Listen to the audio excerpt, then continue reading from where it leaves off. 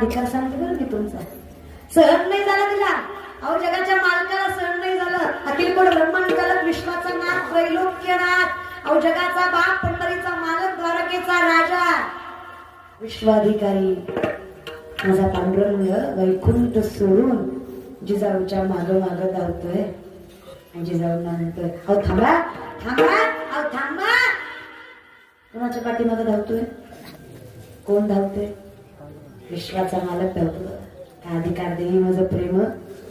अजून किती प्रेम विठ्ठलाने करावं तुम्हीच मला सांगा. फक्त त्याचं मुखात नाम. हाताला धरून उभा केलं जिजाऊला.